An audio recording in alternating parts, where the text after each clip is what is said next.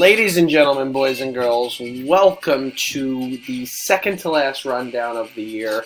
It's your commissioner. I am live from New York City. It is Wednesday, December 18th. We are 1 week away from Christmas. Friday's the last day of school. I'm pumped to get 2 weeks off. I'm in a good mood today. So let's get this shit over with. This is going to be a quick one. We've got two new people that are joining where am I going with this? We've got two new teams that are joining our draft order for next year, and we've got two teams that are in the championship, so we've really only got three teams to talk about. Our first matchup was Tree Kills Childcare versus Dr. Momberg Phys Ed God. Clearly, if you look at the score here, kind of a blowout. If we dive a little bit deeper, Lamar Jackson went off, Chris Carson went off for Kaplan, Mark Ingram went off for Kaplan. Didn't need Mike Evans, who was out hurt. DJ Moore on the bench, and A.J. Brown had 22 on the bench also. If you look over here at Steve's side of the ball, it's pretty consistent numbers across the board, minus there's 2 ones on there between Edelman and Sanders. And if we look at the bench, hey, Steve-O, we got Jameis Winston on the bench. If we put Jameis Winston in for your lowest scoring quarterback, which would have been Deshaun Watson, he's plus 12, which puts you at 24 and 12. Gives me 136, which is getting you closer. If we add in Carlos Hyde instead of Emmanuel Sanders at the flex, we're adding 21 points. So 136 and 21 gives you 157, which gets you a lot closer. And then if we look also, you could put Ryan Fitzpatrick in there. You could have put Golden Tate instead of Julian Edelman. So there was a way that Kaplan could win this game, but I mean, he would have had, or there was a way for Steve-O to win this game. He would have had to make some really weird decisions before the game, like put Watson and Murray on the bench, start Carlos Hyde and Golden Tate over Julian Edelman and Emmanuel Sanders. So, Steve-O, in my opinion, you made the right decisions with the lineup. Unfortunately, it just didn't work out for you, and you can bitch and complain about, who's playing who, but I guess that just means Pat did a good job of drafting. So Kaplan's in the final. It's nice to see a 10-3 team get rewarded and go to the finals in our second game.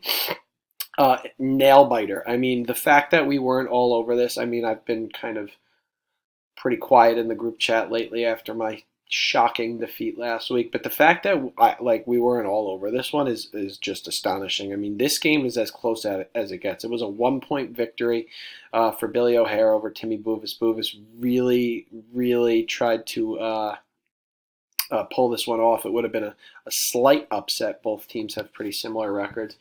Powered by Christian McCaffrey. Alvin Kamara, I think, got the 14.3 points on Monday night,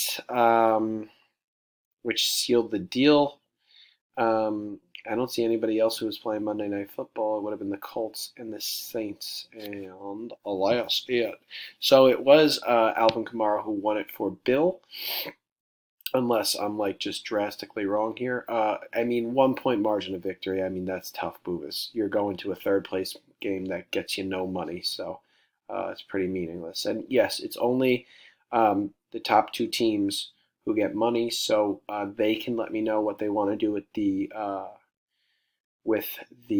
how they want to split up the money. If you guys want a good laugh, you want to know who the top scorer of the week was? It was New Big Pooh Big at 176.3, which is fucking awful to hear because I didn't even check my lineup. So there's that. So here it is. It's Billy versus Cap, O'Hare versus Pat. Projections obviously in Kaplan's favor, as you can see. This is before people make lineup adjustments and changes. In their Week 7 matchup, it was a tight one with Billy coming out on top by 5 points.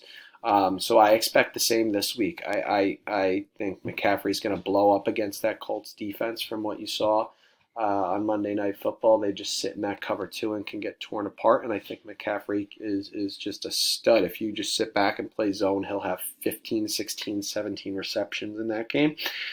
So that's something to keep an eye on. It's going to be fun. It's going to come down to the wire.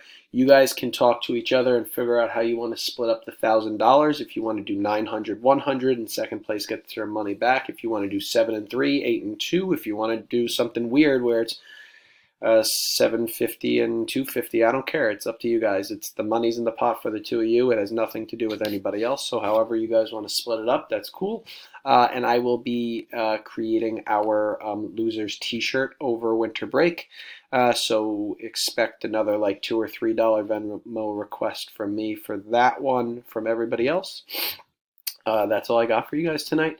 Looking forward to seeing who will be our new champion in the RD FFL. Appreciate you guys. And hey, if you're not doing anything tonight, at 8 p.m., the finale of Survivor is on tonight. And we got a Cortland alumni on there, and a Cortland alumnus, Tommy Sheehan. So he's in the top 5. He's got a chance to win $1 million. So if you're not doing anything tonight, tune into Survivor and see what Tommy does. So, all right, guys, have a good one. Peace.